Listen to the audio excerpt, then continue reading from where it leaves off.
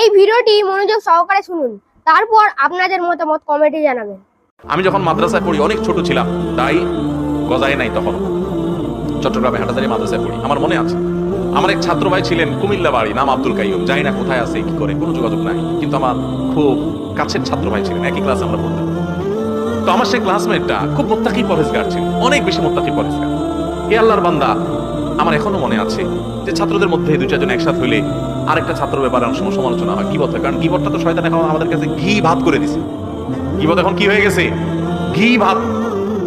ঘি ভাত, গরম ভাত আর ঘি যেরকম টেস্ট হয় না, গীবত করতে ওরকম টেস্ট লাগে। গীবত না করলে আমাদের ভালোই লাগে না, মজলিস জমেই না।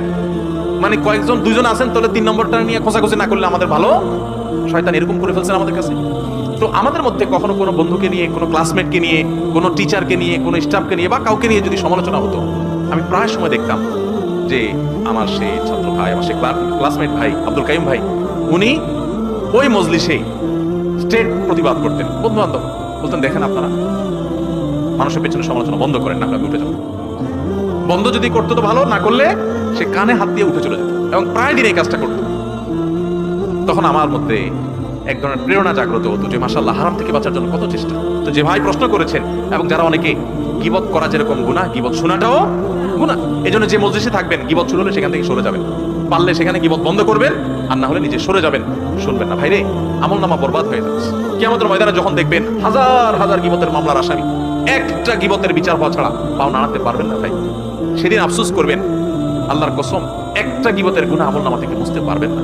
কিন্তু দুনিয়াতে এখনো সুযোগ আছে, কোন মানুষের গীবত করে ফেললে আল্লাহর কাছে তার জন্য মাপ চাইবেন, ওনার জন্য বেশি বেশি দোয়া করবেন। এটা গীবতের কাফারা ইনশাআল্লাহ। আরেকটা হলো, গীবত হয়ে গেছে, তওবা তো করবেন, এই লজ্জিত আল্লাহর কাছে মাপ চাইবেন। গীবত হয়ে গেছে, এই লোকটার যাদের সামনে বদনামি করছেন তাদের সামনে আবার যাইয়া পারলে তার সুনাম যেটা তার মধ্যে আছে মিছামিছি না, সেটা আবার বলবেন। তাহলে এটা কিছুটা হলেও তার ক্ষতিপূরণ হবে। আর যদি সুযোগ থাকে তার কাছে মাপ চাওয়ার, একান্তে ভাই মনে কিছু করেন না, আপনার পেছনে আপনার একটু বদনাম করে ফেলছি, কি করছি আর জিজ্ঞাসা করা করেন না, আমার অন্যায় হয়ে গেছে ভাই, আমার মাফ করে দেন। কোন ব্যক্তি এটা বললে মাইন্ড করবে না, রাগ করবে না, তাকে বলবেন। আর যদি বললে উল্টা রাগ করবে না, তাহলে তার বলার দরকার নেই। আল্লাহর কাছে ইস্তেগফার করবেন এবং অন্য কাফারাগুলো আদায় করবেন। আল্লাহ আমাদের সবাইকে গীবতের গুনাহ থেকে বেঁচে থাকার তৌফিক দান করুন। আপনার মতামত, আপনার লাইক, আপনার শেয়ার আমাদের কাছে খুবই গুরুত্বপূর্ণ। তাই সঙ্গে থাকুন, সাথে থাকুন, পাশে থাকুন।